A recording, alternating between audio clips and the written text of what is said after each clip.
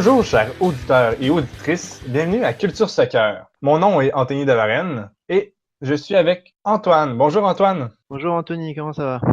Bien et toi? Ouais, ça va. Aujourd'hui, on a un invité très spécial, Yann Ekra. Bonjour Yann, Bonjour, comment ça va?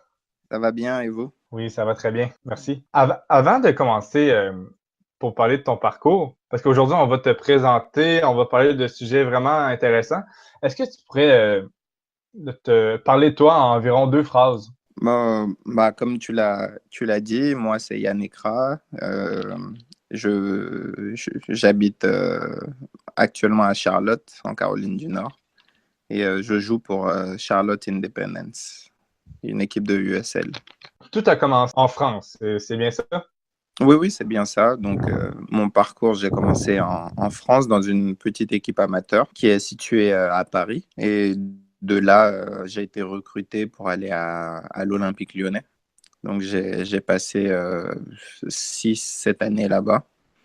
Et de là-bas, j'ai été en Angleterre, en Grèce et au final aux États-Unis.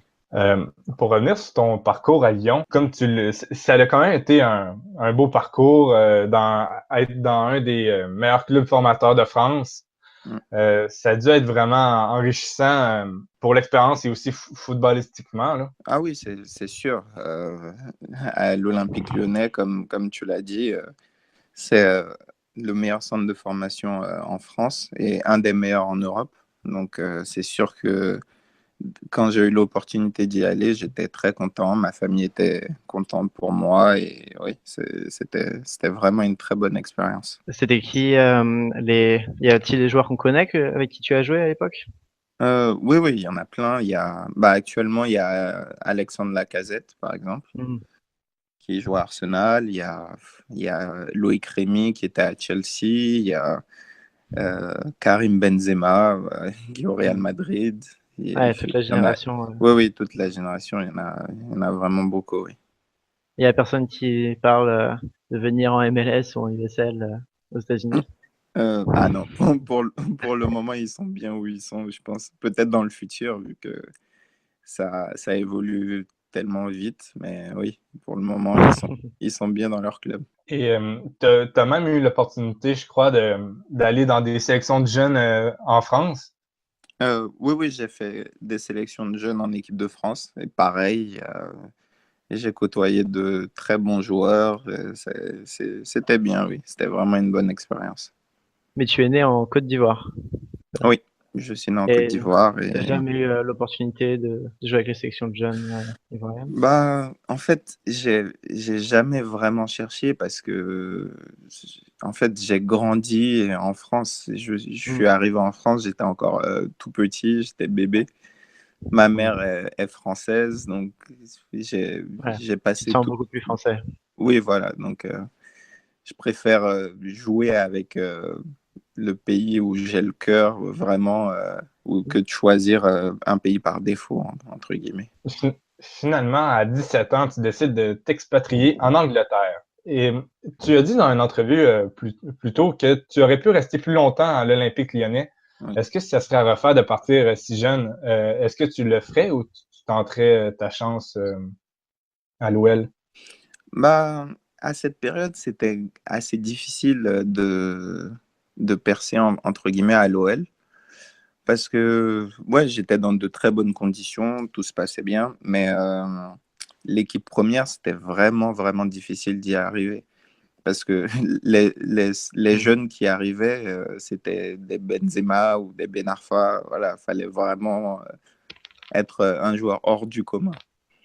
Et il y avait vraiment une grosse concurrence. Et il y a beaucoup de jeunes de Lyon qui ont signé des contrats pro, mais qui jouaient que avec la réserve ou qui passaient jamais ce cap, en fait. Et arrivé à 17 ans, je voulais pas trop être dans ce cas, en fait. Donc, et à cette époque, ils faisaient pas trop jouer les jeunes. C'était la grosse équipe de Lyon. Donc, il y avait Juninho, il y avait Malouda. Ouais, c'était une équipe, c'était vraiment difficile d'y entrer. Donc, c'est À pour ça l'entraînement, que. ça devait être très sympa de jouer avec des Juninho, Ah oui, non, mais euh, c'était impressionnant. C'est vraiment.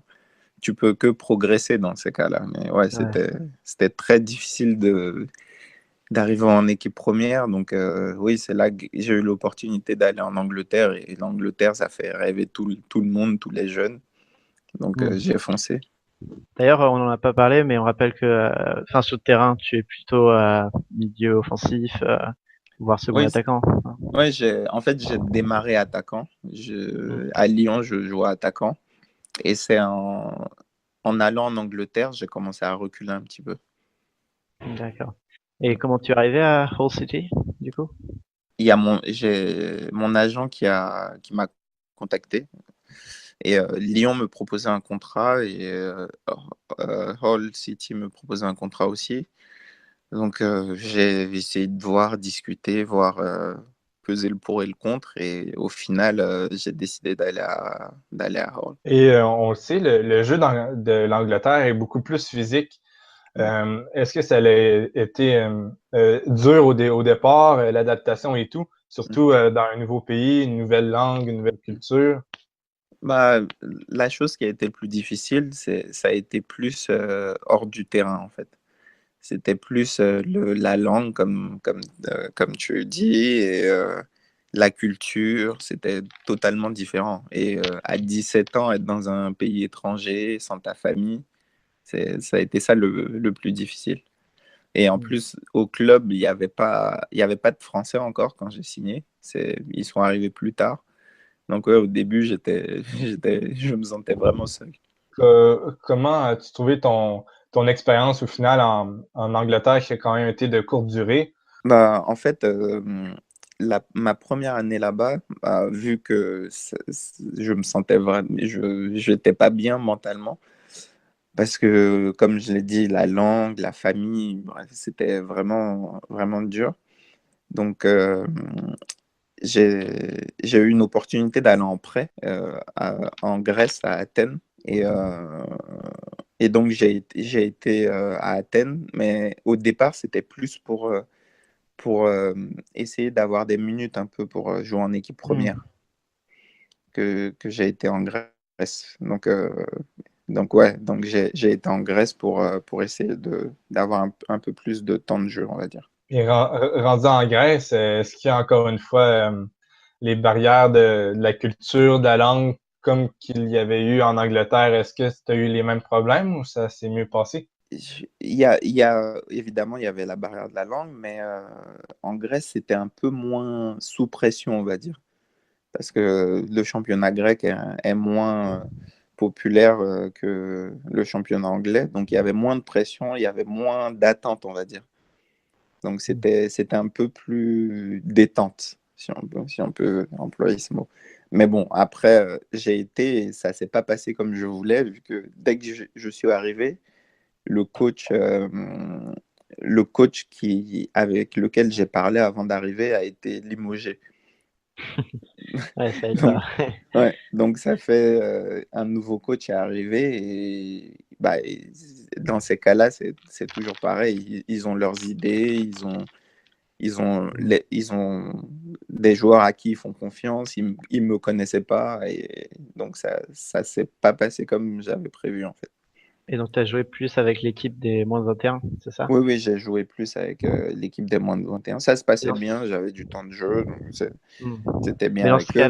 dans ce cas-là, comment tu fais pour impressionner le coach de l'équipe première? Comment ça Bah, marche pour essayer de regagner la confiance? lui, en fait, il était un peu dans une situation compliquée parce que il devait faire ses preuves, en fait. Il avait jamais coaché une équipe pro avant. En fait, c'était un entraîneur d'une équipe réserve qui est monté. Non, il était coach adjoint et il a été placé en, en coach de l'équipe première. Donc, il voulait faire ses preuves et pour faire ses preuves, on prend des joueurs à qui on a confiance et des joueurs qu'on connaît.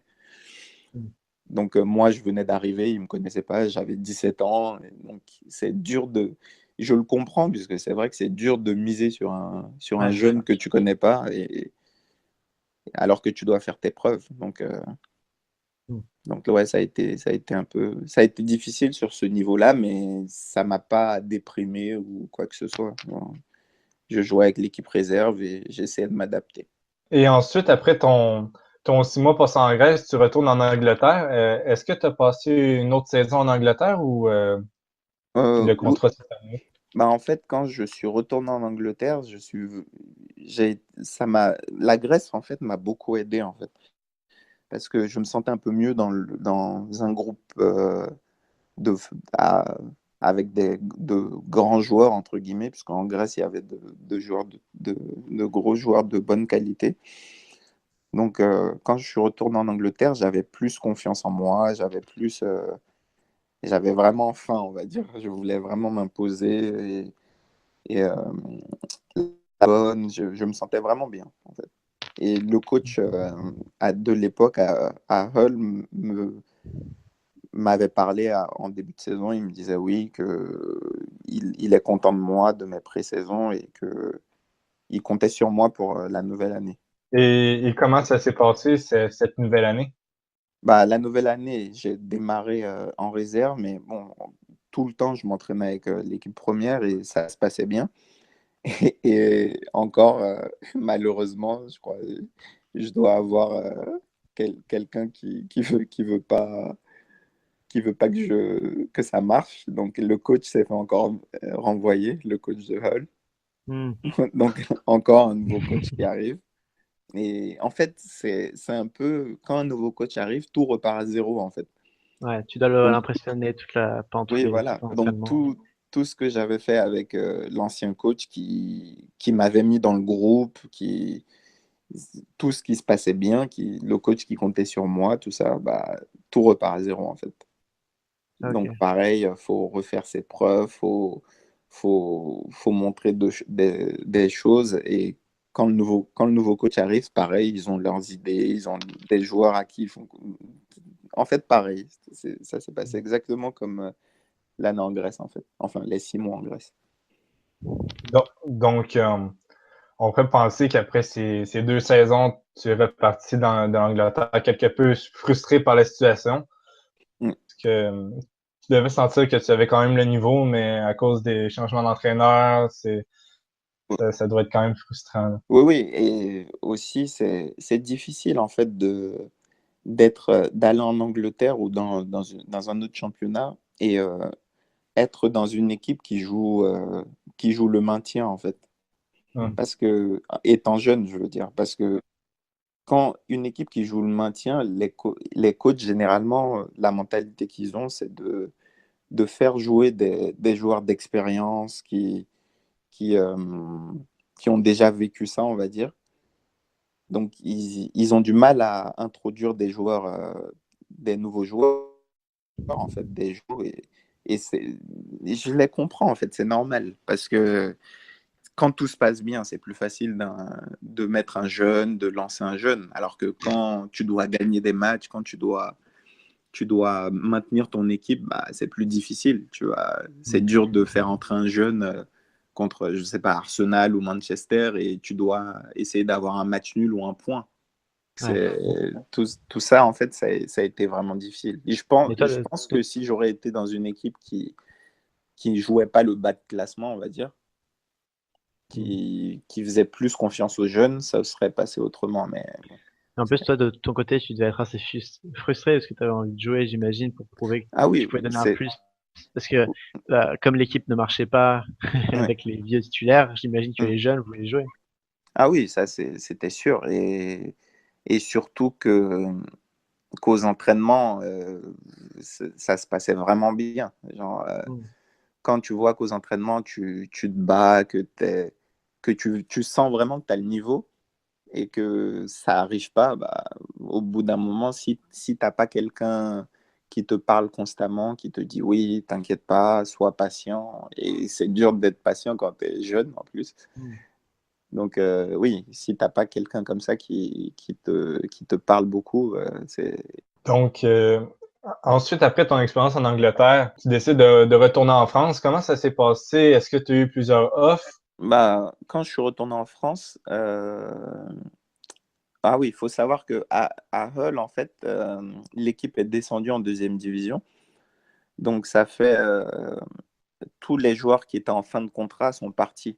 Ils ont renouvelé aucun contrat, en fait, des joueurs qui étaient en fin de contrat. Parce que quand tu descends, tu perds de l'argent. Bref, il y a plein de trucs qui rentrent en compte. Donc, ça fait la plupart des joueurs, tous sont partis. Donc, moi, j'étais en fin de contrat. Donc, pareil, je décide de retourner en France. Et quand j'arrive en France, j'ai quelques offres, mais rien de vraiment intéressant, puisque je voulais vraiment pas revivre ces situations des 2 premières années que j'ai passées. Donc, il y a eu le club de Bordeaux qui à ce moment-là m'a contacté et il voulait me voir, il voulait savoir comment ça se passait et tout. Donc, j'ai été là-bas pendant une semaine. Et c'était un genre de test, un essai en fait.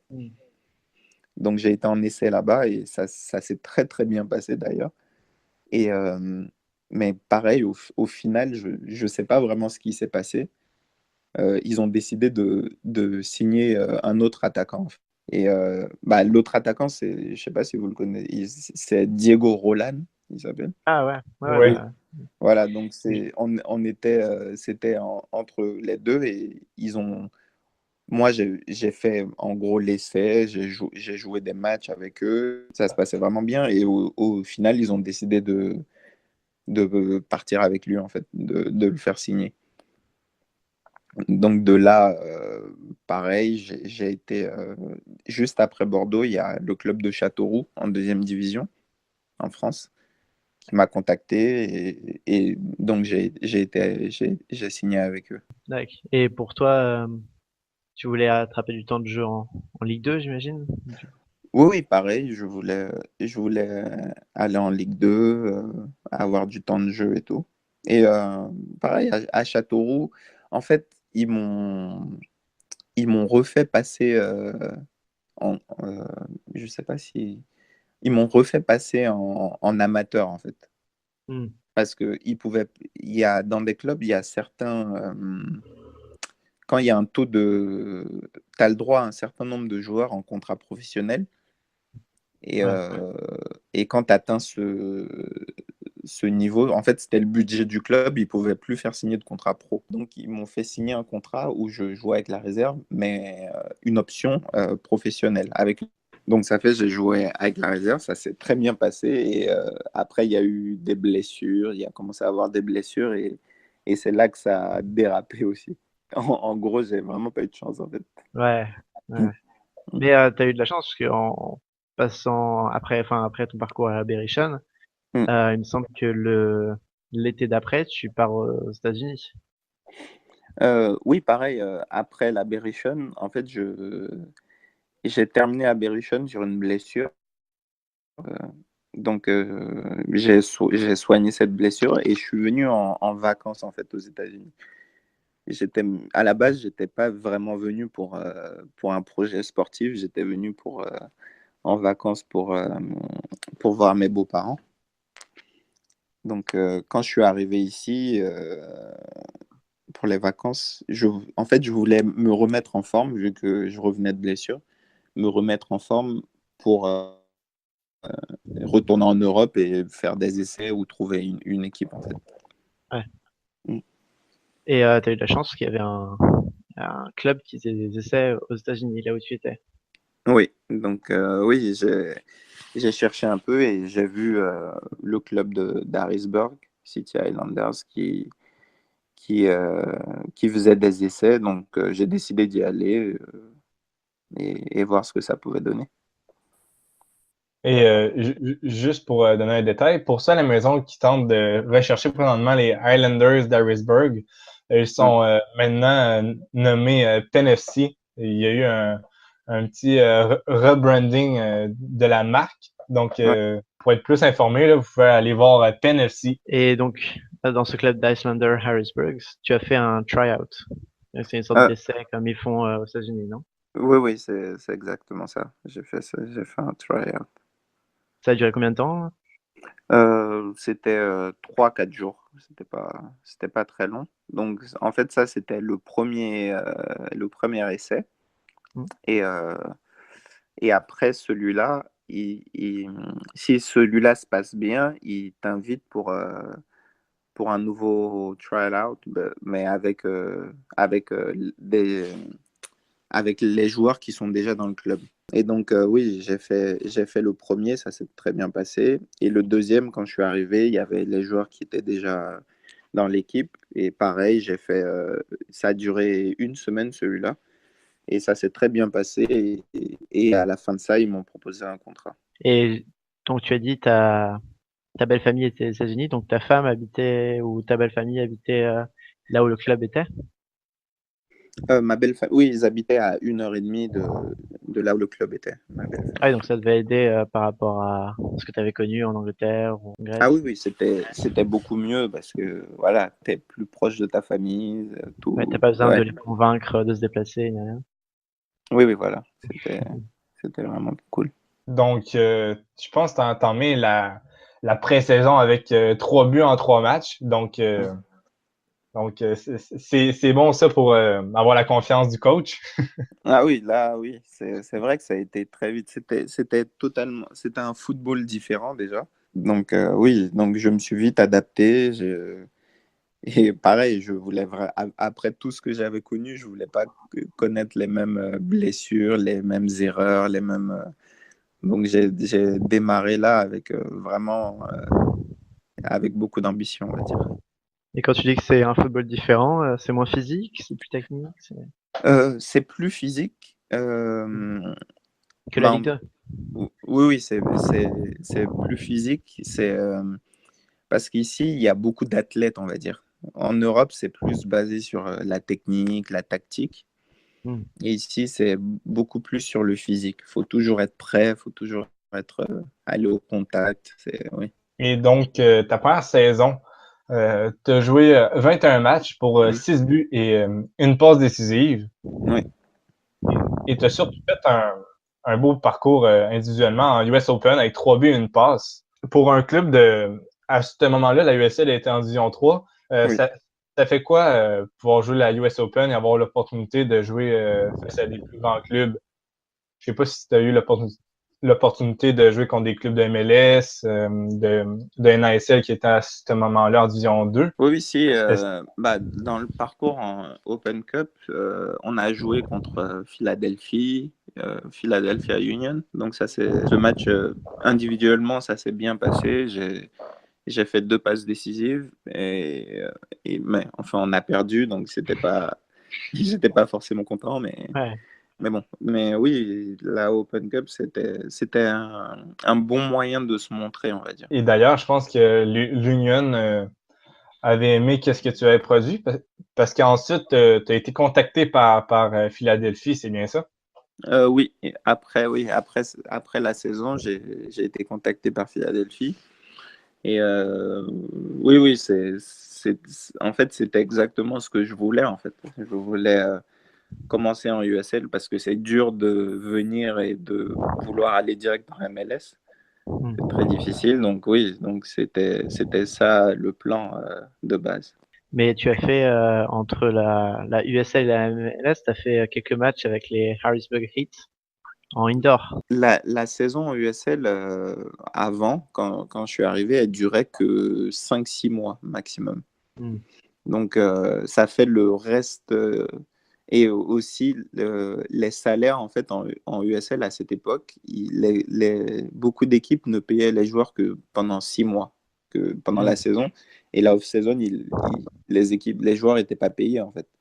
Donc ils allaient en prêt Et, ou en et- indoor, comme toi. oui, oui. Donc, ça fait, avec ma famille et tout, je me suis dit, bon, il faut que je fasse quelque chose. Je ne peux pas rester Ouais. 6 autres mois sans être payé. Et donc, j'ai eu cette opportunité d'aller en indoor, donc Alors, avec Harrisburg pour ceux, Heat.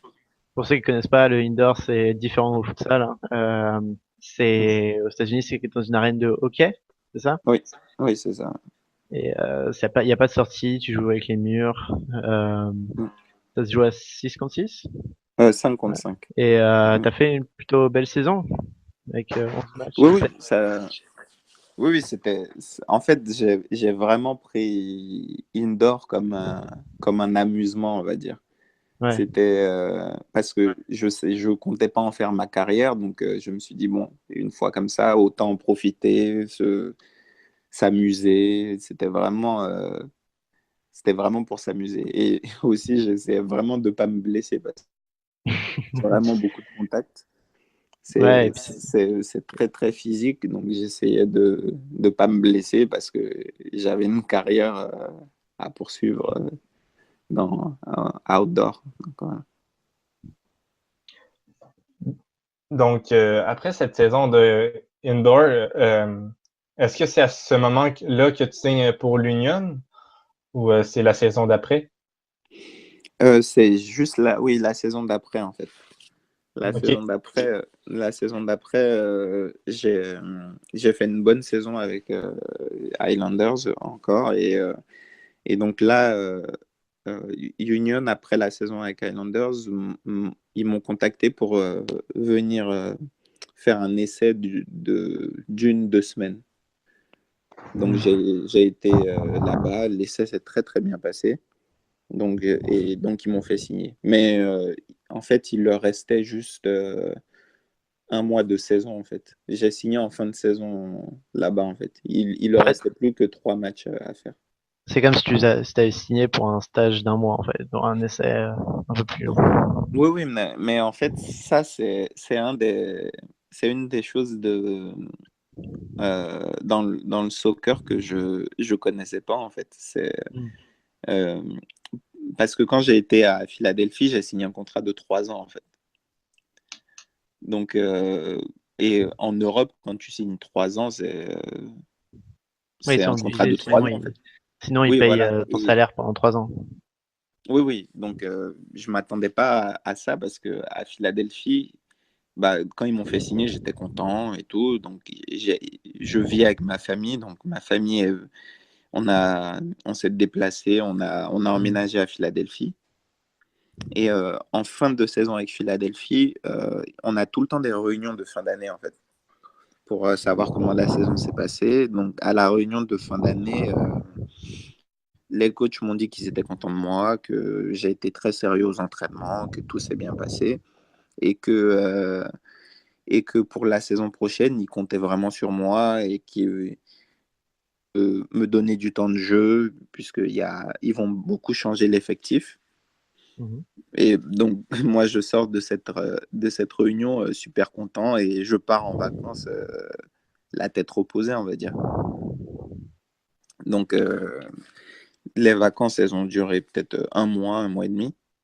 Et au retour des vacances, euh, on fait, on, on fait ce qu'on fait en pré-saison, genre les visites médicales, tout ça, teste le poids, enfin tous ces examens. Et à la fin d'un entraînement, le coach vient me voir et me dit oui, on doit te laisser partir en fait parce que il nous manque des places pour des joueurs internationaux. Donc, et moi, à cette période, j'avais pas de green card en fait. Ouais. Et Ok. chaque équipe a le droit à 7 joueurs, euh, 7 joueurs étrangers. Et donc, dans ces moments-là, ils regardent les joueurs jeunes et, et voilà. Donc, j'ai fait les frais de ça. Sans avoir fait d'entraînement et tout, ils m'ont, ils ont arrêté mon contrat. Donc, le fait d'être étranger, parce qu'on le rappelle, hein, en MLS, il y a des quotas de joueurs étrangers, il y a un maximum, je pense que c'est rendu 8 joueurs. Donc, toi, tu Mm. en as payé le prix parce que cette année-là, il y a des joueurs comme Raïs Mboli ou Oui, Andrew Blake qui sont arrivés, même Vincent Nogueira. Donc, oui, ça, c'est des joueurs étrangers que tu penses, ces joueurs-là t'ont coûté ta place, c'est ça? oui, oui. Et les clubs, généralement, en MLS, ils essaient de faire la place pour des joueurs confirmés, en fait, étrangers. Donc, des stars, des grands joueurs, en fait. Donc si t'es pas un grand joueur ou quelque chose comme ça, bah, c'est toi le premier qui fait les frais de ça. D'accord. Et au niveau, je loin un peu du sujet, mais au niveau, par exemple, des installations, Comme tu as pu faire quelques entraînements à Philadelphia, tu les Mm. comparerais comment par rapport à celles de Lyon ou de Hull City? C'est très très proche en fait. C'est ça qui m'a beaucoup surpris, c'est que les installations sont très très très bonnes, Mm. elles sont nouvelles aussi. Donc c'est vrai que par rapport à celle de Lyon, enfin celle de Lyon est encore un petit peu au-dessus, mais bah, Philadelphie là ils l'ont rénové, donc là c'est mieux, c'est beaucoup mieux que beaucoup de clubs en Europe. Et donc, ensuite, à Philadelphie, comme on l'a dit plus tôt, ça n'a finalement pas marché. Tu Mm. retournes à Harrisburg pour 2 saisons supplémentaires. Bah ça c'est quelque chose en fait en fait, après tout ça, quand on voit que, puisqu'à Harrisburg, tout se passait bien et qu'on voit qu'on part et ça se repasse pas bien, ça se passe pas comme on veut, bah, direct, on retourne en arrière et on se dit, bon, on va rester où on était bien. Donc, oui, j'ai décidé de retourner Pour à reprendre un peu Harrisburg. confiance. Oui, voilà. Ça s'est plutôt bien passé d'ailleurs, parce que tu as joué 54 matchs Oui, euh, oui, oui, en c'est saison. la saison, ouais, ça s'est très bien passé. On a été jusqu'en finale d'ailleurs de, de la USL. Ouais, c'était une très très bonne saison. De très Et bonnes donc, saisons. en USL, ça pose moins problème d'être un joueur étranger par rapport à la MLS. Oui, il y a plus de place en USL. Et aussi, vu que ma femme, en fait, elle est moitié américaine, moitié française. Elle a la double nationalité, donc ça fait j'ai pu obtenir ma green card. Donc tu Donc oui, ça m'a un peu traumatisé, donc j'ai tout fait pour avoir ma green card, en fait. Mais donc tu comptais plus comme un joueur étranger, tu comptais comme un joueur américain. Oui, oui, mais ça, c'est après Philadelphie. C'était pas D'accord. pendant. Oui, Mais donc juste pour bien être clair, donc là en fait la green card ça te rend dans l'effectif comme un joueur américain, mais ça donne oui. pas ça donne pas la citoyenneté. Non, non, ça, t'es plus compté comme un joueur étranger, mais oui, ça te donne pas. Et est-ce que avec Je suis pas américain en fait. ouais, Je est-ce que tu compte pourrais te juste faire pas faire. sélectionner par l'équipe américaine Ah non, avec non, ton green card? Non plus. non, Ok. non, non. Donc, après ces 2 années passées à Harrisburg, Mm. donc au total 4 saisons à Harrisburg, c'est pas rien. Oui, oui. Tu décides d'aller à Charlotte. Quelles ont été tes motivations d'aller vers Charlotte? Est-ce que c'est le goût d'avoir un nouveau projet sportif Mm. ou seulement là, de changer d'endroit ou Ben, en fait, c'est un peu les deux. Parce que j'ai passé 4 années à Harrisburg et je me suis dit, bon, faut essayer d'aller voir autre chose, voir un nouveau projet, renouveler un peu. Parce que aussi à Harrisburg, faut savoir que l'équipe avait beaucoup changé en fait. Pratique, tous les joueurs étaient partis dans différentes équipes. Donc, je me suis dit, bon, là, c'est le moment, faut que j'aille dans un nouveau projet, oui. Et Charlotte paraissait un projet plus ambitieux. Euh, oui, c'était plus ambitieux parce que c'est une équipe qui veut aller en MLS, qui essaie d'aller plus haut. Donc oui, c'était une bonne occasion d'essayer d'aider cette équipe à aller plus haut. Et alors une question un petit peu plus personnelle, mais quand tu viens de Côte d'Ivoire et Mm. comment c'est d'être un comment ça se passe au quotidien d'être à Charlotte avec tous les problèmes qu'il y a eu, des émeutes et il y a même eu des morts récemment. Je sais Mm. pas si ça joue au quotidien. Bah, franchement, pour être honnête, j'ai pas vraiment eu j'ai pas du tout eu de problème en fait. Parce que en fait, je pense que si j'habitais downtown Charlotte, j'aurais plus vu les manifestations, tout ça. Et vu que j'habite genre à 15 minutes de downtown, donc j'ai pas, ah, mais j'ai suivi un petit peu de loin ça et oui, c'est triste de voir ce genre de choses. J'imagine que vous en parlez dans les vestiaires. Oui, oui, ça, d'investir spécialement en fait avec les joueurs des Afro-Américains Hmm. qui étaient vraiment touchés par ces événements et on en parlait. Oui, c'est sûr que c'est triste et ça fait peur aussi parce que on a des enfants, on Ouais. veut qu'ils soient en sécurité et oui, voir des choses comme ça, c'est jamais bon. Niveau sportif, à Harrisburg, tu semblais vraiment jouer un rôle clé. Tu jouais pratiquement tous les matchs. Tandis Mm. qu'à Charlotte, tu joues un petit peu moins, mais on sent vraiment que l'équipe a les moyens de, pourquoi pas, se rendre en finale de USL. Vous avez été éliminé par Rochester, mais ça Mm. s'est joué de très peu, là. Je pense à Enzo Martinez, selon moi, c'est un des meilleurs joueurs de USL. Oui. Euh, ça fait quoi de jouer un petit peu moins, mais niveau sportif, être beaucoup plus compétitif au Mm. niveau collectif? Bah, c'est bien d'être dans une équipe où ça tourne vraiment bien parce que et à ce niveau-là, en fait, il n'y a pas vraiment de l'équipe, elle change beaucoup, en fait. Donc, il y a des matchs où on a plus besoin de tes qualités, il y a d'autres, on a besoin d'autres qualités. Donc, c'était vraiment des rotations, mais tout se passait bien, en fait. Il y avait pas de soucis particuliers. Et c'est clair que quand tu es joueur, tu veux jouer tous les matchs. Évidemment, tout le monde veut jouer tous les matchs, mais il faut d'abord penser à l'équipe, de savoir ce dont l'équipe a besoin. Et c'est ce qu'on a fait. Que le match contre Rochester, c'est joué à rien, mais on a fait une très bonne saison et je pense que beaucoup d'équipes ont vu les qualités de cette équipe. Et surtout qu'en USL, il y a beaucoup de matchs par saison, donc j'imagine que ça va beaucoup tourner niveau effectif. Oui, oui, ça tourne beaucoup. On peut voir plusieurs effectifs, même euh, Louisville, c'est pareil. Ils changent beaucoup pour essayer d'avoir une équipe fraîche à chaque fois, en fait.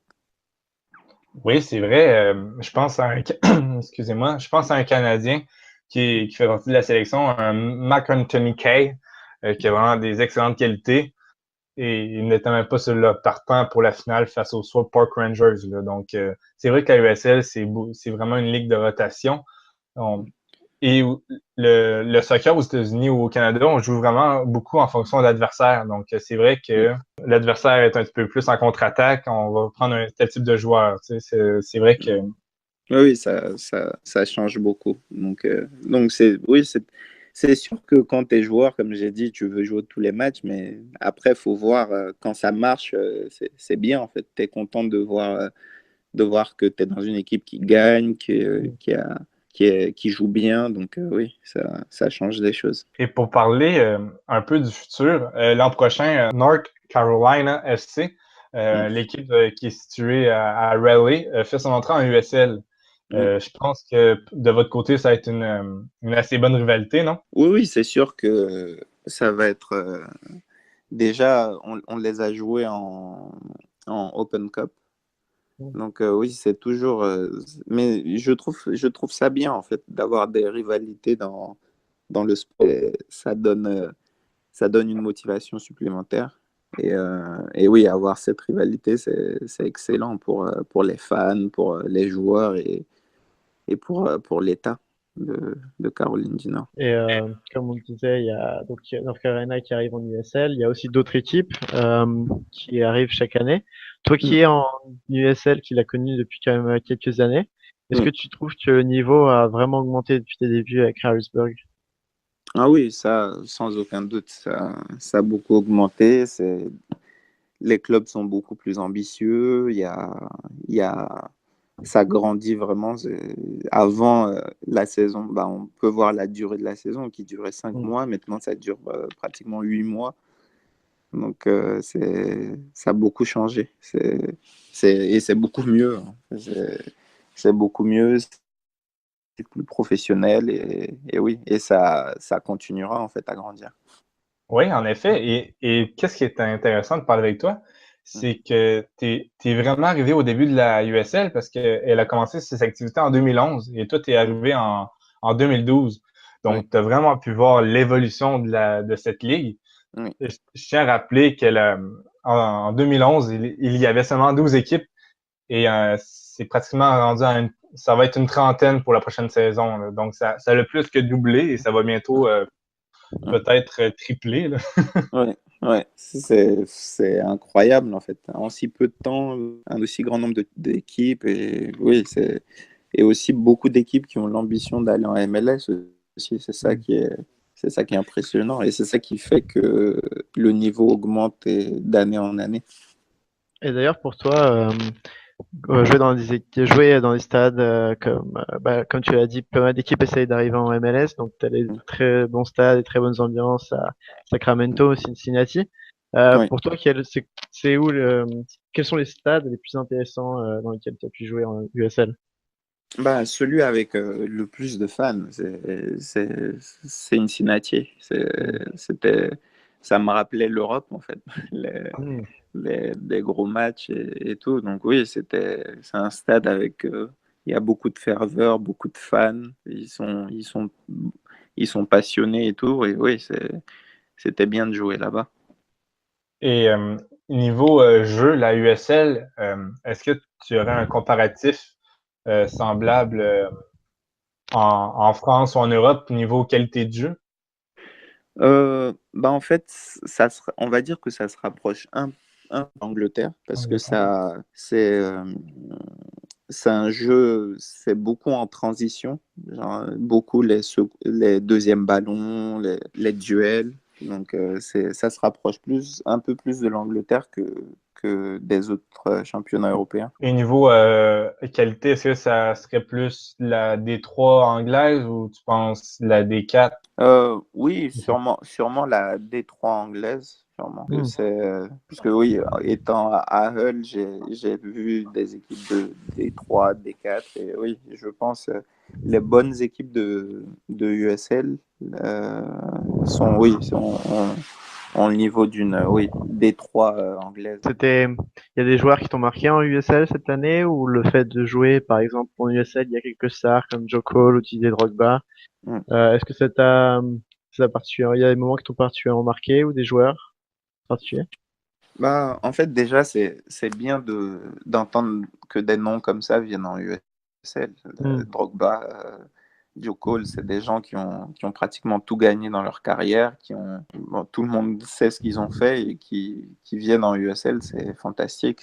Ça met de la lumière à la USL, donc ça, c'est bien. Ouais. Aussi, le partenariat avec la MLS, là, les affiliations, Ouais. ça aide beaucoup les clubs, admettons, d'avoir 3-4 joueurs de qualité tout juste MLS et Mm. en cas de temps de jeu voulant se prouver, là, donc ça aide beaucoup la qualité, ça aussi, je crois.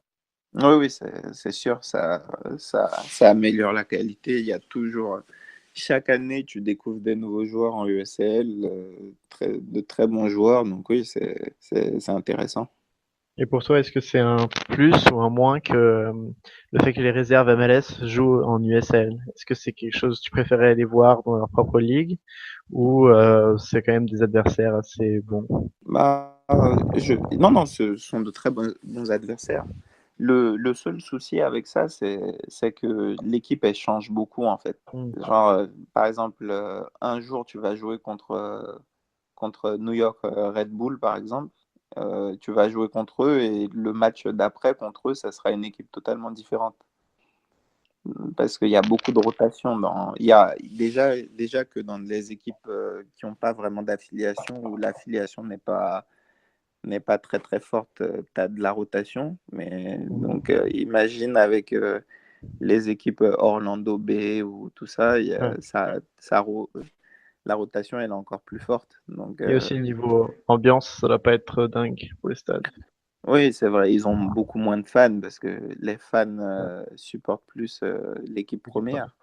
Mais c'est bien de jouer contre des équipes comme ça parce que déjà, il y a de la qualité et ça permet aussi aux joueurs qui veulent être peut-être en MLS de se faire voir aussi par les recruteurs de l'autre équipe. Donc oui, c'est toujours intéressant. Mais il doit quand même avoir un certain clash quand tu affrontes un New York Red Bulls devant 600 personnes et ensuite, je sais pas, la semaine d'après, tu vas jouer contre 20 000 personnes au Nippert Stadium à Cincinnati. Ça va être assez drôle comme changement, là. Oui, c'est vrai que ça change. Mais après, ça dépend. Ça dépend de la mentalité du joueur. Parce que, par exemple, moi, je fais pas trop attention à l'environnement autour, en fait. Ok. Quand je suis sur un terrain, je suis concentré sur le terrain. C'est vrai qu'il y a d'autres joueurs qui sont beaucoup plus motivés quand ils voient des fans autour. Mais oui, moi, qu'il y ait 25 000 fans ou 600, quand je suis sur le terrain, je regarde pas forcément autour, en fait. Donc oui, ça dépend, en fait, des joueurs. Parfait. D'ailleurs, il y a beaucoup de joueurs en USL qui viennent du circuit universitaire. Donc, pour parler de l'université, on pourrait parler de la draft. Pour ceux qui ne connaissent pas la draft, là, c'est comme en NBA, en NHL ou en NFL. C'est des rondes de sélection.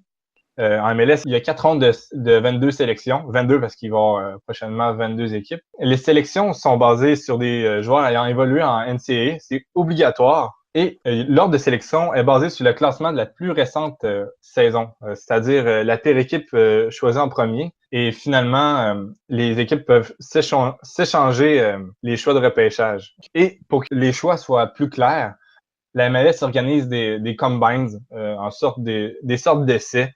C'est des séances d'exercice, des simulations de match afin que les recruteurs de chaque équipe puissent se faire un meilleur portrait de chaque joueur. Certains pensent que la draft est un peu inutile pour les équipes MLS, mais des grands joueurs sont sortis de la draft. Je pense à Dom Dwyer, Matt Hedges, Justin Meram, Clint Dempsey, Josie Altidore ou bien Michael Bradley.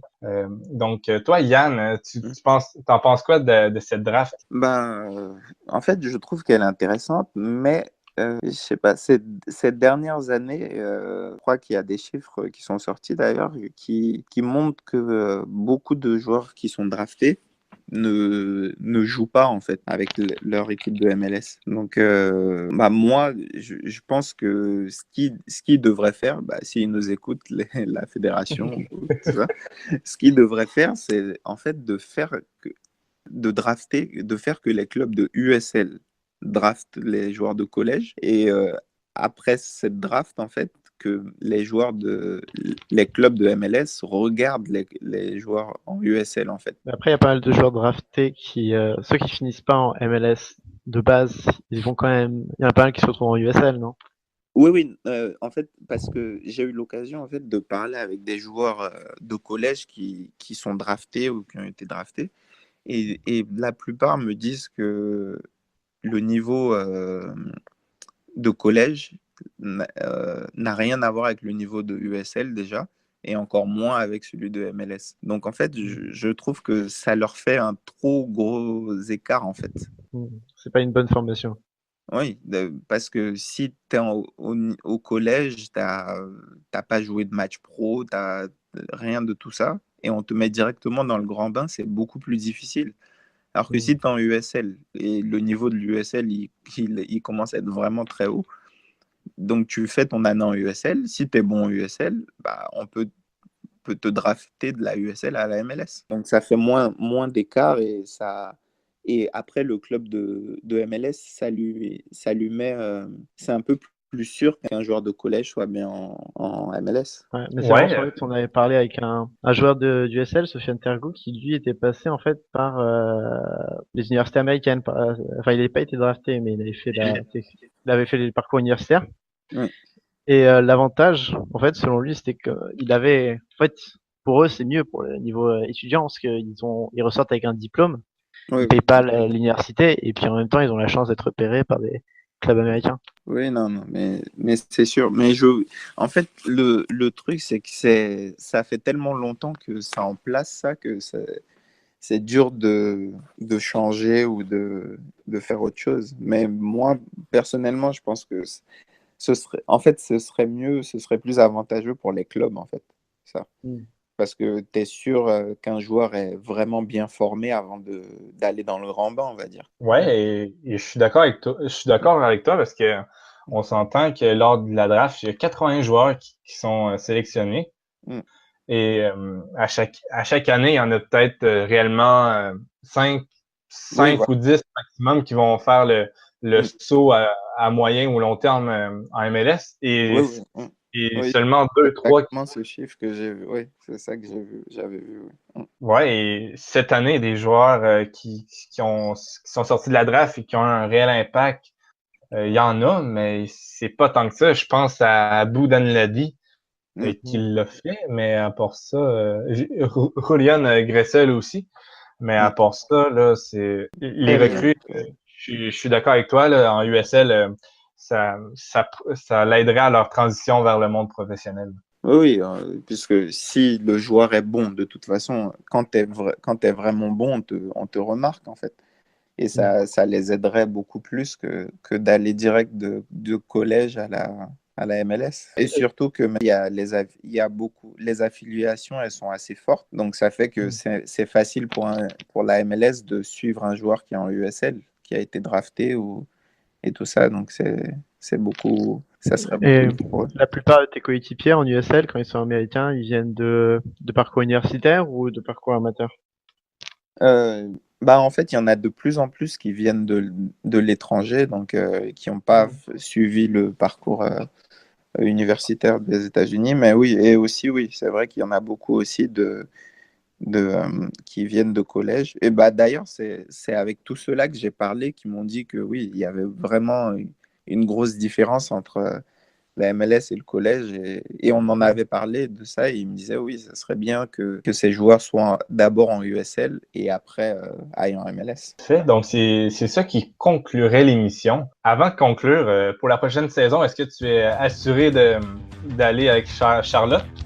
Pour le moment, on est en train de discuter, on voit ce qu'on... Parce que je suis encore sous contrat, j'ai une option avec eux, mais on discute, on voit ce qu'on fait pour l'année prochaine et on verra. Donc, c'est pas encore sûr à 100%. Tu me tiendras au courant.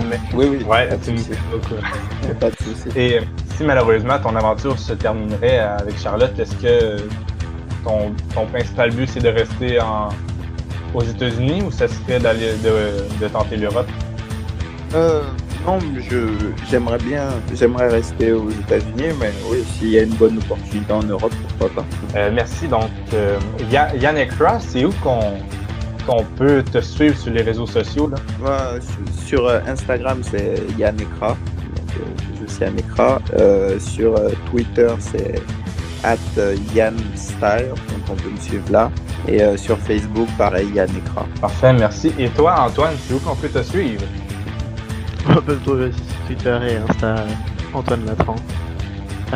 Et on peut trouver aussi Culture Soccer sur Instagram et Twitter. Et moi-même, Anthony Devarenne, vous pouvez me retrouver sous le nom de Anthony MLS sur Twitter.